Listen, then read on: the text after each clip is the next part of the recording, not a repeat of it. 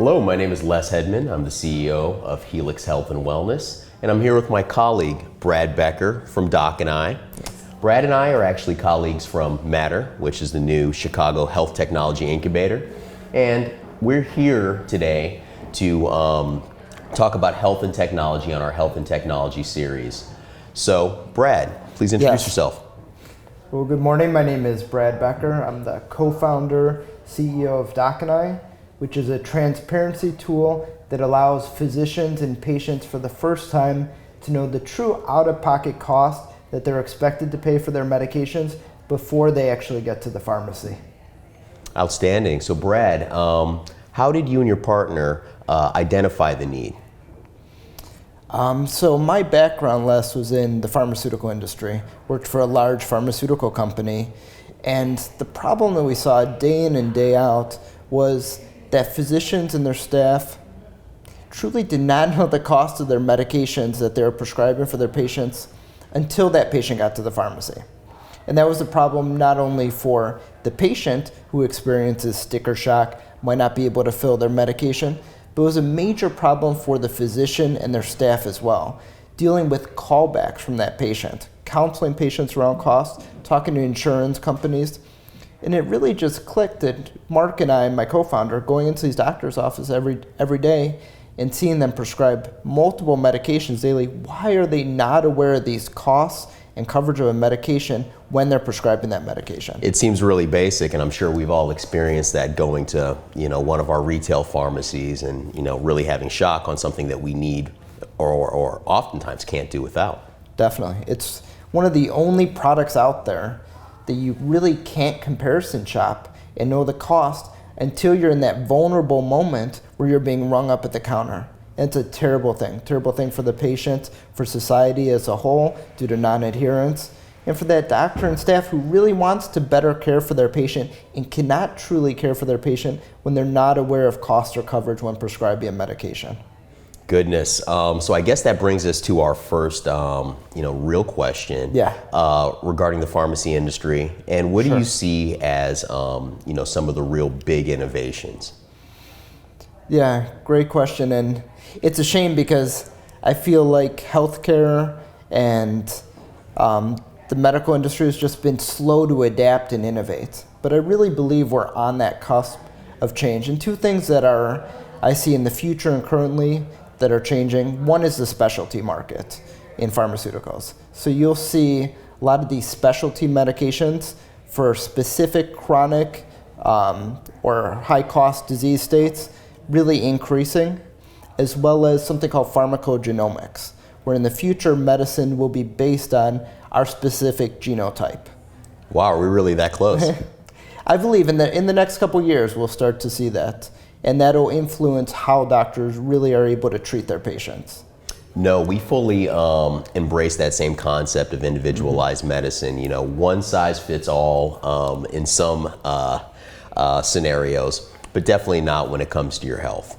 Exactly. Excellent. So again, we come back to the point frequently as technology innovators and as being founders of startups. What do you think really the pressing issues that we have to deal with trying to innovate in a space that is slow to innovate?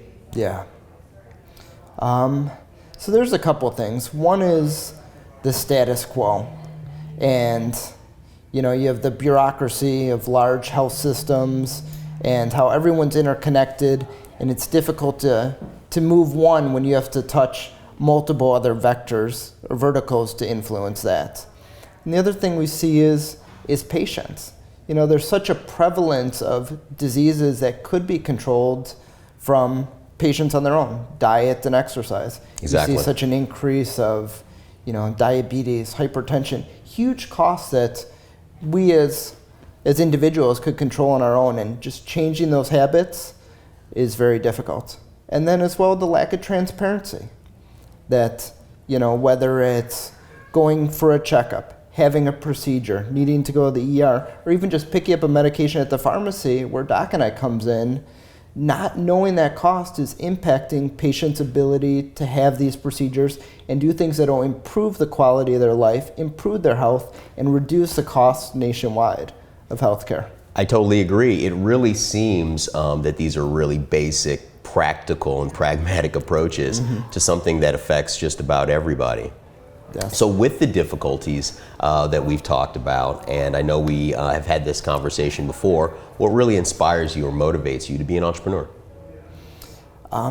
For me, it was frustration and absurdity. So as I said before, that lack of transparency and how crazy it is that any other product you purchase, I mean, whether it's a TV or whether it's a car, you can go online, right? I go online, I comparison shop. I look at not only how well does the product work, what are the reviews of the product, but what are the costs? Where's the best place for me to go to pick up that product? It's not just cost. There's a lot of other variables. And when it comes to medical procedures, testing, pharmaceuticals, it's crazy to me when our lives are on the line that we have no clue, going across the street to another pharmacy. Could have been for that person that really needed that life-saving medication who went to the pharmacy counter and found out, gosh, I can't afford this, or I need to cut this pill in half, or I need to skip a pill. If that patient knew that they could have walked across the street to their preferred pharmacy network and afforded that medication, that bothers me. So that's really what drove me to become an entrepreneur, because day in and day out in the pharmaceutical industry, I was hitting my head against the wall. Why are these physicians not able to effectively do their job? And why was I, as a sales rep, not able to effectively do my job? It was because of the lack of transparency, a lack of tools at that point of care for the physician. Excellent. Getting back to the tools. Yes. Technology is often daunting for new adopters or early adopters. So how do you think we communicate the benefits to health systems, to ACOs, or even to individual providers about the benefits of our technology and how it can help make their lives easier and hopefully make things more cost effective for the delivery of care? That's a great question, because there's a lot of different things in play there. And one is changing habits. So you have a lot of physicians, a lot of hospital systems where, whether it's healthcare or any other industry, changing habits is extremely difficult. Extremely difficult. And that was my background. So I have a master's in learning and organizational change, and we learned whatever it is, getting someone to change that habit and maintain the change is very, very difficult. So I think they have to see personally over time how it will benefit them. And with new technology, it's not going to be easier at first. For our pilot at North Shore, that's something we shared with these physicians. The product is not fully baked yet. We don't have the full information in there. We know it's going to be a little bit more burdensome up front. But to start getting used to having that additional information, seeing how it could benefit not only the physician, but the hospital system, and ultimately that patient, I think takes time and just learning and seeing over time that benefit to be able to adapt. And I think that particular case study is a great reflection of how an innovative system is looking at a new approach. If you can just quickly give a summary about the use case with North Shore Health System here in Chicago. Sure. So we're doing a pilot at North Shore Health System and have an IRB where we're studying how does doc&i, having that additional price transparency, impact prescribing habits of the physicians. And for this first version, we're not fully integrated into their EMR and giving basic information, cash pricing and insurance benefit information for the North Shore employees and their dependents. And some of the key feedback we're receiving from the physicians is that they truly value having that additional information, being able to have a shared decision making when they're with the patient and look at the different options and having the tools and resources to make an informed decision. So having that information is actually impacting prescribing habits. The physicians are prescribing not only different medications than they were originally going to prescribe, but they're sending patients to different pharmacies than they were originally going to send that patient to. Incredible. So it's impacting those prescribing habits. However, at the same time, they said, this first version's taking more time or it's more cumbersome. So the key is really that seamless integration, getting it in the workflow, and changing those habits over time. But I believe that as they see value not only for themselves getting less callbacks, but also how they're able to better care for their patient, which is, we know, is the real reason physicians are in healthcare. They want to help their patients. As you know, we're here because there is a lot of regulation in healthcare, and we're going to see much, much more as it particularly relates to both pharma and technology. What do you see on the horizon in the next few years that we can do as technologists to help impact that? I think just pushing the barriers, pushing the bounds. I mean, you see in other industries, not necessarily being so afraid of regulation. Now, healthcare is a little different because there's a lot of patient-sensitive information, compliance, but you look at the Ubers of the world, other people that are just pushing the envelope. And I think that's what it's going to take, pushing the envelope a little bit to get these new innovations that will ultimately be critical to improving care. And on a biased note, I believe transparency is one of the most critical.